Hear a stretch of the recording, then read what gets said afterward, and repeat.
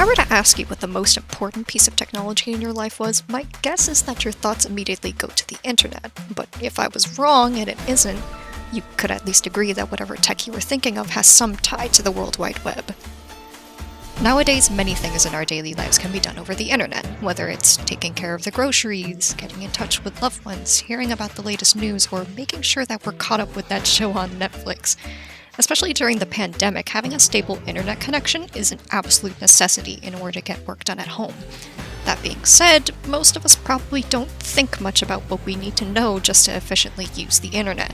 For example, in order to even get to that new episode, you'd need to access the website through a search engine, or download the app on your device and then navigate it to find exactly what you're looking for. This only serves to show us how even the most trivial of tasks actually require a certain set of skills that we've naturally developed from using technology.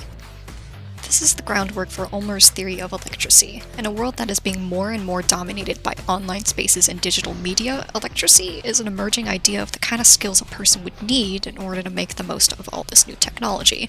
The aforementioned navigation through Netflix, of course, is only just the tip of the iceberg. Being able to use search engines efficiently is a very basic skill that opens up opportunities to absorb the boundless amounts of information stored on the web, as well as participate in the communities that reside within it. So, if you wanted to learn how to paint, there's a community on the web that's made plenty of videos to teach you how. About 1.1 billion videos to be exact.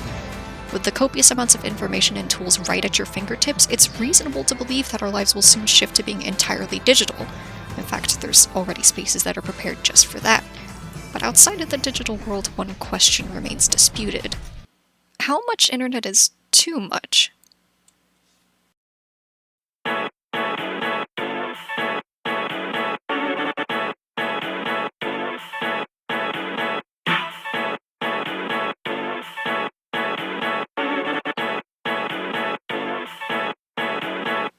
Any purveyor of the internet, casual or hardcore, will have run into the term escapism at a certain point. The word generally means using any form of distraction in order to escape from the unpleasant real world, but has grown to be associated with using technology as a form of distraction, first and foremost.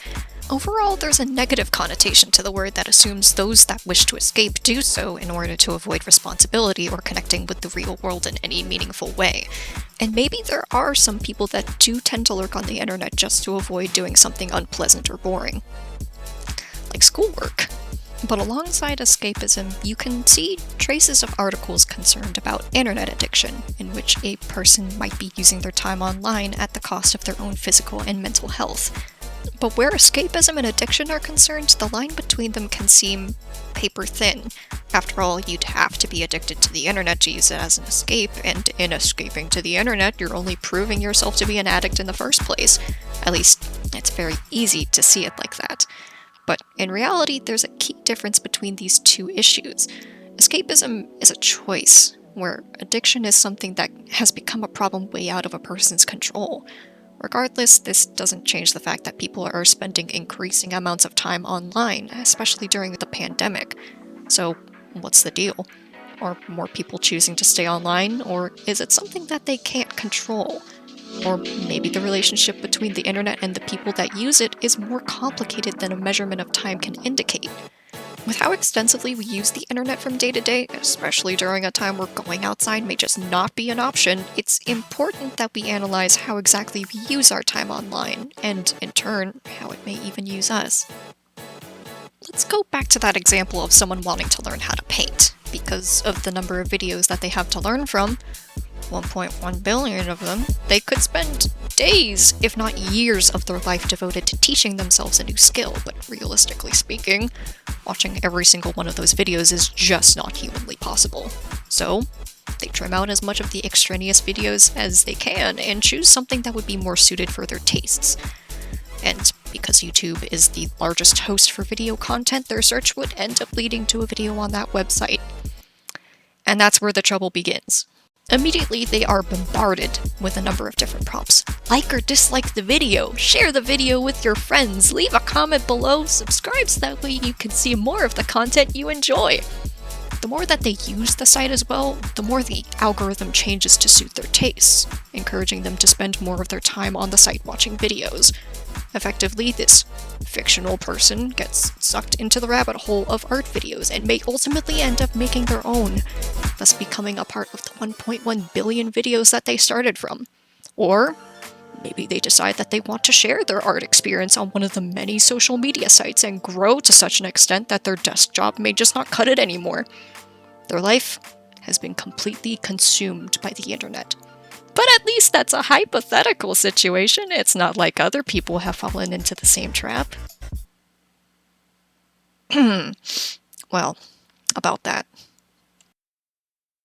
And now I don't even care if this is just all some joke at the end of it.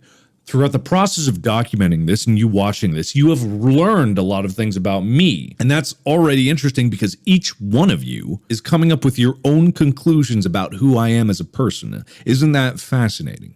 Suddenly, in the mere time that this video existed and the duration of the video, millions of opinions of me have formed independently all across the world. And I think that's incredibly fascinating. But let's see what what are you, a witch, thinks of me? Now, this isn't to necessarily say that YouTube is a dangerous platform that should be used with caution. In fact, nearly a few decades ago, people were claiming that same exact argument. Up until YouTube ended up growing to such an extent where now it's practically a staple of the internet. Nowadays, people have less of an issue of how dangerous YouTube can be and more of an issue with how risky it can be to creators that are simply doing their best to thrive. Ultimately, that nature that pushes you to participate can be seen all across the internet, starting from the search engine that you choose to browse it from. When you start at a search bar, what is it that you're using it for? Maybe you're looking for answers to your math homework. Maybe you're looking for that one song you can't remember the name of, but only remember a few lyrics. Or maybe you're just looking for pictures of cats. You use the internet in order to get what you need done, and then the internet provides you with so much that you can't help but think of how to branch from there. The cycle of continually growing from what we want and how we want to contribute is highly electric. It's like a beautiful, symbiotic relationship. But at the same time, it's a perpetual one, and that's where it can become dangerous. The internet knows that you're looking for information or fuel for entertainment, and it provides it in unending supply. The internet has no limits, but human beings do, and unfortunately we're not exactly cyborgs yet. So does that mean that we have reason to be afraid of technology? Technology! No. At least I don't think we have any reason to deny our new electronic overlords if they're helping us grow. Our relationship to the internet is one that is still growing. Where we might see ourselves using it more and more, it's only because we are continuing to develop digital spaces and accommodate our lives around it. We're slowly allowing ourselves to become more and more electrate. But it's important that while we're spending more amounts of time on the internet, that we're mindful of the ways in which it helps us, and of the ways in which it doesn't. We have to trim out the extraneous stuff, just like with art videos. And at the very end of the day, escapism is not an entirely bad practice. We can't exactly help when things become boring or unpleasant.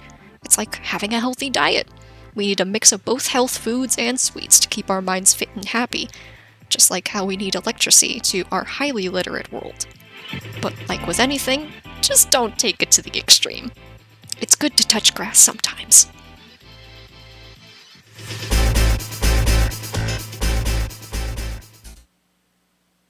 And if you're like me and spend a lot of time on the internet, take comfort in knowing that there's a reason why internet addiction hasn't been recognized as a real disorder yet. Check it.